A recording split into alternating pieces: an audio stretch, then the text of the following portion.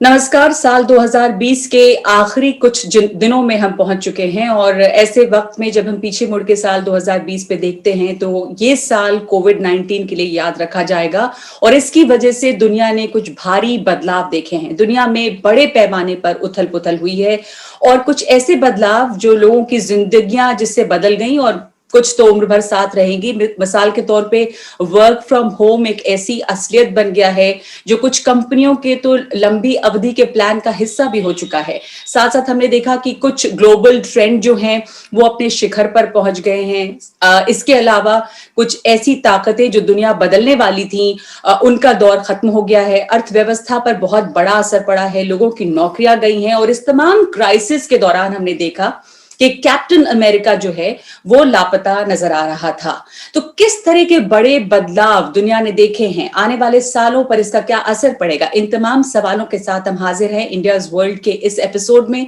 मेरे साथ observer research foundation के चेयरमैन संजय जोशी। बहुत बहुत स्वागत है आपका। इस साल का ये आखिरी एपिसोड है और जाहिर है कि हम पिछले साल पर नजर डालना चाहेंगे कि जो विश्व व्यवस्था में उथल पुथल मची, बहुत तमाम बहुपक्षीय संस्थान है उन पे सवाल भी उठे, वो सवालों के घेरे में आए, जैसे कि WHO जब ये महामारी फैली और जिस तरह का रोल उन्हें अदा करना चाहिए था वो वहां पर नहीं थे। तो जिन लोगों का इन बहुपक्षीय संस्थानों पर या मल्टीलैटरलिज्म पर बहुत भरोसा था वो भी डगमगाया और दुनिया के तमाम ताकतवर देश जो हैं वो भी एक्सपोर्ट कंट्रोल करने लगे, लॉकडाउन होने लगा। तो जब दुनिया को साथ आना था वो एक अलग तरह की दुनिया नजर आई। किस तरह का असर डाला है इस साल ने और क्या बड़े ग्लोबल ट्रेंड्स नजर आए हैं विश्व व्यवस्था में? नगमा जी, ये सिर्फ वर्ष का अंत नहीं है, ये एक दशक का अंत है जी। और अगर आप ध्यान दें तो 2020 अगर 20 साल पहले या 30 साल पहले की रिपोर्ट्स आप पढ़ें तो हर देश, हर संस्था अपना विजन 2020 निकाल के बैठी हुई थी कि हम विजन 2020 के अंतर्गत कहां पहुंच जाएंगे सन 2020 तक। हुआ बिल्कुल उल्टा। तो एक तरीके से जो सारे मॉडल्स हम लोग बनाते हैं कि विश्व व्यवस्था किधर जा रही है, किस तरफ बढ़ेगी, ये सिर्फ अटकलें हैं, आकलन है और कोविड जैसी चीज आकर के पलों में इसका पूरा किस प्रकार से तहस नहस कर सकती है वो हम आज देख रहे हैं। आपने कहा कि विश्व में क्या बदलाव आए हैं और क्या क्या चेंजेस इससे आए हैं ग्लोबल व्यवस्था में। सबसे पहली चीज मैं ये कहना चाहूंगा कि आप ये समझिए, कोविड-19 ने जो दस्तक दी है वो एक स्वस्थ विश्व व्यवस्था पे दस्तक नहीं दी। उसने पहले ही आहत एक ऐसी विश्व व्यवस्था में दी जिसका इम्यून सिस्टम पहले से ही कॉम्प्रोमाइज था, वो कमजोर पड़ चुका था। आज हम बहुपक्षी दुनिया की दुहाई देते हैं, मल्टीलैटरलिज्म की दुहाई देते हैं, लेकिन वास्तव में जो ये बहुपक्षी दुनिया थी ये टूट करके बिखरने लगी थी 2020 के बहुत पहले। और ये जो सिलसिला शुरू हुआ, कोविड ने आकर के एक तरीके से पड़े पे 2 लात और मारी और जिन चीजों को होने में शायद 5 साल लगते, 10 साल लगते, 20 साल लगते, वो एकदम से एक्सीलरेट होकर के उनको गति मिल गई। जहां तक विश्व व्यवस्था का सवाल है, कोविड का प्रभाव इतना बढ़ रहा है। कोविड एक स्वस्थ दुनिया में नहीं आया, कोविड एक बीमार दुनिया में आया। कोविड एक ऐसी दुनिया में आया जहां पहले ही मल्टीलैटरल इंस्टीट्यूशंस के खिलाफ जितनी जितनी संस्थाएं खड़ी हैं उनके खिलाफ प्रश्न उठने शुरू हो गए थे। पेरिस अकॉर्ड पहले ही टूट चुका था। WHO जब ये आया तब हम बात करने लगे कि WHO तो चीन की गोदी में जाकर के बैठा हुआ है। तो एक इंडिपेंडेंस इन ऑर्गेनाइजेशन का, यहां तक कि यूनाइटेड नेशंस जो एक संस्था हुआ करती थी कि देशों को आपस में बैठा करके बात कर सके, ये पूरे इस सीन से एब्सेंट रहे।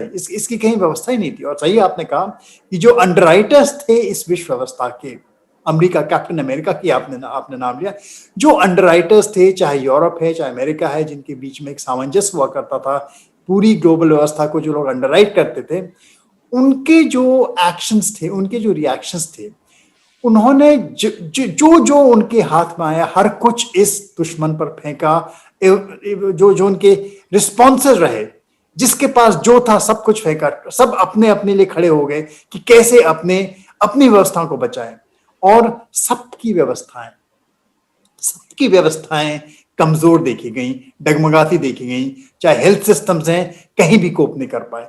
तो एक जो बड़ा प्रश्न अब उठता है कि आगे आने वाली व्यवस्था में फिर से एक तरफ तो है ग्लोबल ऑर्डर की हम बात करते हैं, दूसरी तरफ कैसे जो जिन व्यवस्थाओं का हम बहुत ढींगे हाँकते थे कि हमारे मॉडर्न हेल्थ सिस्टम बहुत अच्छे हैं, परफेक्ट हैं, हमने देखा कि कोविड जैसी एक बीमारी ने आकर के वापस हमें 1920 की जो 1920 में स्पेनिश फ्लू के समय एक तहलका मचा था, जिस प्रकार से अफरा तफरी मची थी, उसी प्रकार की अफरा तफरी आज फिर देखने को मिली है। अभी हम देखते हैं कि आपके करीब 7.5 करोड़ से ऊपर, 7.25 करोड़ लोग से ज्यादा आज इन्फेक्ट हो चुके हैं, 17 लाख से ऊपर लोग इसके शिकार हो चुके हैं और ये थमने का नाम नहीं ले रही है। यूरोप अमेरिका में फिर एक दूसरा दौर आ रहा है। तो प्रश्न उठते हैं कि आगे जो दशक आएगा उस दशक में इसका क्या प्रभाव रहेगा और कैसे हम चाहे देश के रूप में चाहे एक विश्व के रूप में कैसे इसका सामना करते हैं।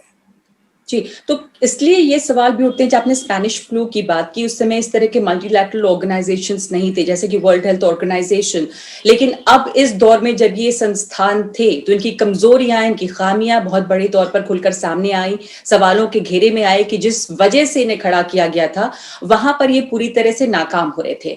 तो इनके बदलाव या किस तरह से इनमें सुधार हो सकता है, ये तमाम सवाल दुनिया के सामने खड़े हैं, क्योंकि ये दौर जैसा आपने कहा खत्म होने वाला नहीं है। इस बीमारी के नए स्ट्रेन सामने आ रहे हैं और विश्व नेताओं के सामने क्या ये बड़ा सवाल है कि आप किस तरह की व्यवस्था की तरफ देख रहे हैं। क्या एक उदारवादी व्यवस्था होनी चाहिए जहां ज्यादा से ज्यादा मुल्क फिर इनवर्ड्स देख रहे हैं, इंसुलर हो रहे हैं, वैसे में क्या तानाशाही एक अच्छी व्यवस्था है क्योंकि ये बेहतर चल सकती है, बेहतर होगी।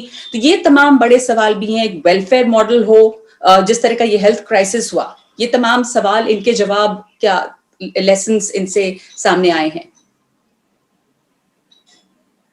कोविड का जितना इम्पैक्ट रहा है कोविड-19 का, उसका मुख्य कारण जो एग्जैजरेट हुआ है, इसका इम्पैक्ट जो इतना बढ़ चढ़ के सामने आया है, उसका मुख्य कारण यही रहा है कि अधिकांश देश जिन्होंने इसमें लीडरशिप लेनी थी इसको टैकल करने में, वो पुरानी जो अपने द्वंद्व चल रहे थे उनको लेकर के इतने बिखर चुके थे कि कोई 2 देश, 3 देश, 4 देश साथ होकर के आगे आए नहीं आए, किसी ने लीडरशिप नहीं ली कि इसको टैकल कैसे किया जाए।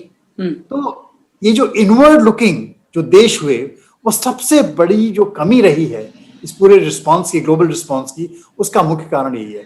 WHO अगर फेल करता है, यूनाइटेड नेशंस अगर फेल किया है, अगर मल्टीलैटरल इंस्टीट्यूशंस इसमें नाकाम रहे हैं, तो उसका मुख्य कारण रहा कि देशों के बीच में आपस में सहयोग नहीं रहा। हमने 2008 की भी क्राइसिस देखी थी, हमने एबोला की भी क्राइसिस देखी है, हमने सार्स की भी क्राइसिस देखी जो उसके पहले आई। उन सब में कहीं ना कहीं सारे देश इकट्ठा होकर के उन्होंने एक योजनाबद्ध तरीके से इनका सामना किया। ऐसा नहीं कि डिफरेंसेस तब लोगों में नहीं थे, तब भी डिफरेंसेस थे, लेकिन कम से कम ऐसी से इन संस्थाओं के माध्यम से आपस में आए और साथ बैठ करके निर्णय किया कि अब समस्या आ गई, इसका समाधान कैसे किया जाए। और यहाँ इन सबसे बड़ी जब एक विकराल घटना घटी, हमने पाया कि एक ऐसे विश्व में आई है, जैसा मैंने कहा कि एक बीमार विश्व में आई है, बिल्कुल ऐसे विश्व में आई है जो इस हालत में था कि इसके आते ही उसको मल्टी ऑर्गन फेलियर हो गया। उसका हर अंग, जितनी अंतर्राष्ट्रीय संस्था है, ये अंग ही है विश्व व्यवस्था के, उसका हर अंग नाकाम होकर के किसी भी मतलब का नहीं रहा। तो ये एक सहयोग का अभाव था, जो सहयोग का अभाव कोविड के पहले से चला आ रहा था। और कोविड ने, जैसा मैंने कहा कि इस ढहती इमारत को 2 धक्के और दिए और हमें अब इस इमारत के पुनर्निर्माण करने के बारे में गंभीर रूप से फिर से सोचना पड़ेगा, क्योंकि जो वे फॉरवर्ड है, चाहे आप कोविड की क्राइसिस देख लीजिए, चाहे आप क्लाइमेट की क्राइसिस देख लीजिए, चाहे आप जो ग्लोबल कॉमन्स हैं, चाहे टेक्नोलॉजी की जो बदलाव आने लगा था, इन सब में देशों को साथ तो रहना पड़ेगा। उनके पास कोई चारा नहीं है। जो आगे आने वाले समय में चैलेंजेस हैं, अगर व्यवस्थाएं रहनी हैं, अगर देशों ने इसके आगे प्रगति करनी है, तो साथ मिलकर के काम करना पड़ेगा। और कैसे काम करें, इसमें जो बहुपक्षीय संस्थाएं हैं उनका फिर से निर्माण करना बहुत जरूरी है। तो एक तरह से एक विरोधाभास है बहुत बड़ा सामने में कि सब देश जो हैं वो अपने एक अंतर्मुखी भी होते जा रहे हैं, लेकिन सहयोग की भी बहुत जरूरत है। और जो आपने कहा जैसा कि इमारत पहले से ही इतनी लचर थी कि इसको कोविड ने एक धक्का दे दिया और बिल्कुल ढह गई है, यही मिसाल दिख रही है जो अमेरिका में हुआ। और इसके अलावा जो वैक्सीन की रेस है वहां पे भी कि देश जो है जानकारियां छुपा रहे हैं, सहयोग नहीं दिख रहा है, एक होड़ बची हुई है। एक तो ये, दूसरे अमेरिका में भी चुनाव हुए इस साल और पहले से ही वहां पर भी शायद समाज में इतना बंटवारा बढ़ गया था कि जब ये पैंडेमिक की महामारी सामने आई तो वहां पे क्लास में डिवीजन, पॉलिटिकल डिवीजन, वो सब और ज्यादा उजागर होकर सामने आए हैं। तो कोविड ने इन बंटवारों को भी बहुत बढ़ा दिया। यहाँ कई हरकतें तो अगर वास्तव में दूरदृष्टि लेकर के देखें तो आज जब इतिहास देखेगा तो काफी बचकाना मानी जाएंगी। जैसे आपने वैक्सीन की बात करी, वैक्सीन दबा करके आप क्या करिएगा, वैक्सीन अपने देश में रख करके क्या करिएगा। आप एक तरफ खबर देखते हैं कि सब लोग वैक्सीन की एक होड़ लगी हुई है, कौन कितने अब जल्दी अपने देश को वैक्सीनेट कर सकता है उसकी दौड़ लगी हुई है। दूसरी तरफ आप समाचार सुनते हैं कि नया स्ट्रेन आ गया है, आप ट्रैवल बैन लगा रहे हो, दूसरे देशों से जो वायरस अंदर आपके आ सकता है उसको रोक रहे हो। वायरस आपकी बाउंड्री से नहीं रुकने वाला, कोई ताकत नहीं जो रोक सकती है। और ये जो सोचना कि हम अपने देश को वैक्सीनेट करके अपने को बचा लेंगे, वो बेवकूफी है।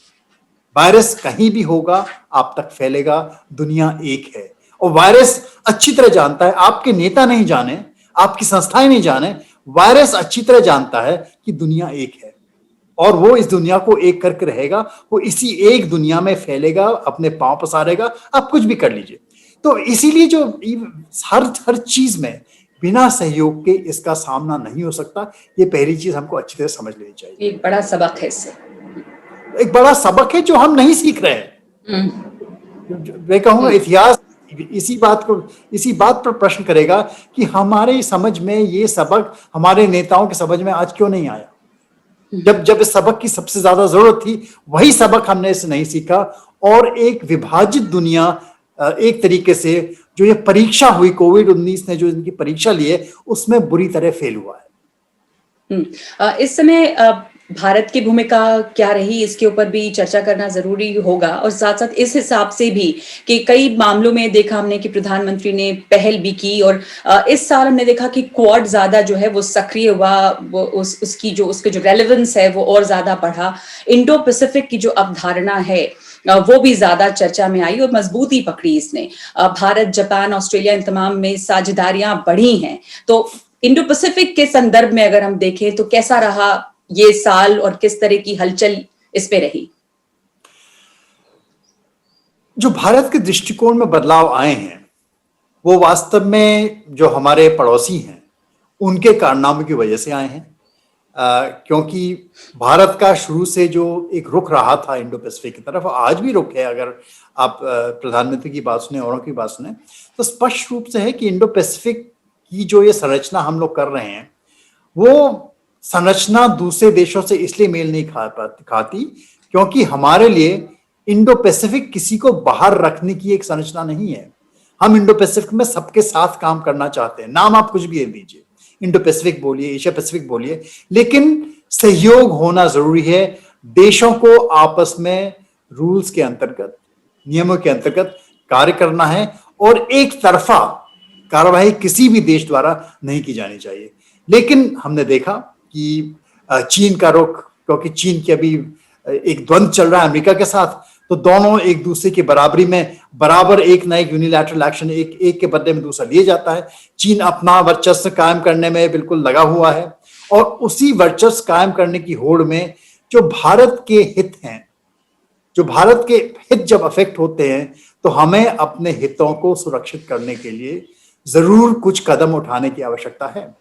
तो जो ये बदलाव आया है भारत के रुख में और जो हम देखते हैं कि एक तरीके से क्वाड की संरचना हुई है, या आज हम लोग कुछ टेक्नोलॉजी अलायंसेस की बात करते हैं और अलायंसेस की बात करते हैं, उसका मुख्य कारण यही है कि अपने को कैसे प्रिजर्व किया जाए और जो हम समझते हैं किस प्रकार की विश्व व्यवस्था, एक रूल्स बेस्ड ऑर्डर होना चाहिए, उसको सुरक्षित कैसे रखा जाए। ये हमारा प्रयास होना चाहिए और यही हमारा प्रयास लगातार बन रहा है आज तक हम देख रहे। तो इसलिए जो ये चेंजेस आ रहे हैं, चाहे इंडो पैसिफिक की नीति में हमने चेंज आते हुए देखा, और आगे आने वाले में सही देखिए, अब नया एडमिनिस्ट्रेशन यूएस में आया है, उसका क्या रुख रहता है, किस तरफ हो जाता है। कई चीजें हैं जो बदलेंगी, कई चीजें ऐसी भी हैं जो नहीं बदलेंगी। तो चीन के प्रति उसका रुख क्या रहता है, शायद हो सकता है इतना कड़ा ना हो, लेकिन ये कहना कि चीन की तरफ रुख बिल्कुल बदल जाएगा अमेरिका का बाइडेन के आने बाद, वो सत्य नहीं है। क्योंकि जो मूलभूत डिफरेंसेस हैं कि दुनिया कैसे चलेगी, दुनिया का संचालन किस प्रकार किया जाएगा, उसमें कहीं ना कहीं मूलभूत अंतर हैं, एक डेमोक्रेटिक व्यवस्थाओं में और एक ऑटोक्रेटिक व्यवस्थाओं में। भारत डेमोक्रेसी से साथ है और भारत अपने आप में एक डेमोक्रेसी है और डेमोक्रेसी रहेगा। तो इसके भारत का जो एक जो साथी रहेंगे, जो संगी रहेंगे, वो कौन रहेंगे उसके बारे में ज्यादा सोचने की जरूरत नहीं है, क्योंकि भारत की जो व्यवस्था है और भारत के जो लोग हैं, जो भारत की जो नीतियां हैं, वो एक निश्चित डायरेक्शन में जाना तय है। जी संजय जी, चीन की बात आपने की। चीन का जो उभार है वो था, वो होना था और होता ही, पर जैसे बाकी चीजों को एक्सेलरेट कर दिया कोविड-19 ने। चीन का जो पीक है वो भी कहा जा रहा है कि इसकी वजह से वो बड़ी तेजी से देखा गया। अर्थव्यवस्था की चाहे बात की जाए या उसके आक्रामक रवैये की बात की जाए, इन तमाम चीजों में भी तेजी देखी गई है। और साथ साथ चीन और भारत का टकराव जो इस साल लगातार बना रहा 7 महीनों से, अब खास करके ईस्टर्न लद्दाख क्षेत्र में, उस पर भी नजर डालना जरूरी होगा। उसके बाद देखना होगा कि विश्व व्यवस्था का जो भविष्य है वो क्या होगा, और शायद यूरोपियन यूनियन की जो क्राइसिस रही है उस पर भी बहुत निर्भर करेगा कि ईयू का भविष्य क्या होता है। उस हिसाब से विश्व व्यवस्था की दिशा जो है वो तय होगी। देखिए, जहां तक चीन का सवाल है, सबसे ज्यादा फायदा विश्व व्यवस्था का चीन ने उठाया। विश्व व्यवस्था के ही बलबूते पर जो इंटीग्रेटेड ग्लोबल ऑर्डर था, जो एक सप्लाई चेन्स बनी, जिसने पूरे सब देशों को आपस में जोड़ा, उसका सबसे ज्यादा फायदा चीन ने उठाया। और अगर ये एक विश्व व्यवस्था नहीं होती तो चीन आज वहां नहीं होता जहां पहुंचा है। तो यदि चीनी नेता प्रेसिडेंट जिया को ये सोचें कि वो अकेले एक किला चना भाण नहीं फोड़ सकता, चीन अकेले कुछ कर ले जाए और दुनिया पर वर्चस्व कायम कर सकता है, वो संभव नहीं है। चीन के लोगों के हित में यही है कि वापस चीन पुनः एक रूल्स बेस्ड फ्रेमवर्क के अंतर्गत विश्व व्यवस्था के साथ जुड़े, दूसरे लोगों के सामंजस्य में कार्य करे।